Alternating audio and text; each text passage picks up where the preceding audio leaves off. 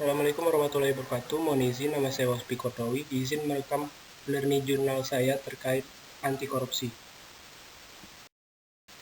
Untuk definisi korupsi sendiri, korupsi itu berasal dari corruptio, compare, dan corruptus yang berarti menghancurkan. Sedangkan secara terminologi, korupsi itu artinya menerima uang sogok, menyelewengkan uang, barang, serta menerima uang karena jabatan untuk kepentingan pribadi. Sedangkan pengertian korupsi itu secara harfiah itu tindakan penyalahgunaan kekuasaan untuk kepentingan pribadi. Sedangkan faktor-faktor penyebab korupsi itu ada faktor internal dan faktor eksternal. Untuk faktor internal sendiri itu aspek pribadi, perilaku individunya, yaitu sifat tamak, moral yang kurang kuat, gaya hidup yang konsumtif dan tidak mau atau malas bekerja keras. Sedangkan yang kedua itu ada aspek sosialnya juga. Dan faktor eksternalnya itu aspek dari sikap masyarakat terhadap korupsi sendiri, kemudian aspek ekonominya bagaimana, aspek politik, dan aspek organisasi. Dan dampak dari korupsi itu pertama dampaknya itu secara perekonomian mikro dan makro.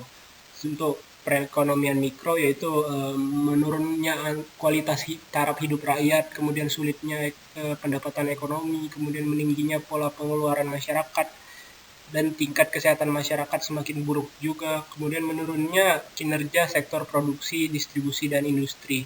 Kemudian untuk perekonomian secara makronya itu merosotnya pertumbuhan ekonomi nasional, kemudian tingginya inflasi, akhirnya kemudian semakin rendahnya kinerja investasi, nilai tukar mata uang rupiah merosot atau menurun, kemudian semakin rendahnya kinerja perbankan nasional. Kemudian hambatan terkait penanganan korupsi itu pertama ada hambatan struktural, kultural, instrumental, dan manajemen. Untuk struktural sendiri itu yang bersumber dari penyelenggaraan negara. Kemudian yang kultural itu terkait dengan kebiasaan negatif yang berkembang di masyarakat.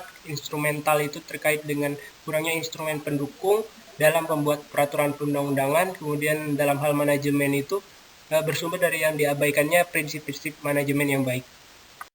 Itu strategi pemberantasan korupsi sendiri itu ada sesuai dengan Undang-Undang Nomor 30 Tahun 2002, itu ada penindakan, pencegahan, dan peran serta masyarakat. Untuk pemberantasan korupsi sendiri itu pengertiannya itu serangkaian tindakan mencegah dan memberantas tindak pidana korupsi melalui koordinasi, supervisi, monitor, penyelidikan, dan penyidikan, kemudian penuntutan dan pemeriksaan di sidang pengadilan dengan peran serta masyarakat.